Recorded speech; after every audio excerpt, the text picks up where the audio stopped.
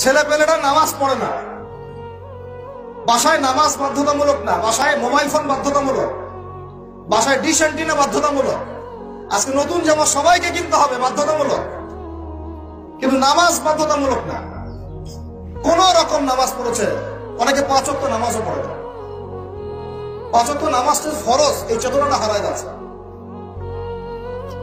কেউ নামাজ পড়তেছে, যাকাত দেয় না, যাকাত আর নামাজকে আলাদা করে ফেললো, অথচ দুটোই ফরজ। মান ফাররাকা বাইনা সলাতি ওয়া যাকাত, আবু বকর রাদিয়াল্লাহু আনহু বলছিলেন, মান ফাররাকা বাইনা সলাতি ওয়া যাকাত, যে ব্যক্তি সালাত এবং যাকাতের মধ্যে পার্থক্য করবে আমি তার বিরুদ্ধে যুদ্ধ করব। এবং তিনি করেছিলেন, এটা রাষ্ট্র ক্ষমতার মালিক, তিনি করেছেন। কেউ নামাজ এবং যাকাতের মধ্যে পার্থক্য করলে সে কাফের হয়ে যাবে যদি নামাজ স্বীকার করে, যাকাত স্বীকার করে না। 10 বছর আগে যাকাত ফরজ হয়েছে, এখনো বহু মানুষ যাকাত দেয় নাই। অথচ যাকাত যদি সবাই ঠিকঠাক মতো দিত, বাংলাদেশকে কেউ তৃতীয় বিশ্বের কান্ট্রি বলতো না। পুরো বাংলাদেশের অর্থ ব্যবস্থা এত শক্তিশালী হতো যে আমাদেরকে লোন নিতে হতো না মানুষের কাছে। একটা গরিব মানুষ খুঁজে পাওয়া যেত না যে না খেয়ে মারা যায়।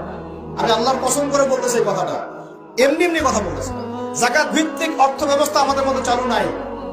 আমরা এটাকে বুড়া আঙ্গুল দেখাইছি একদম।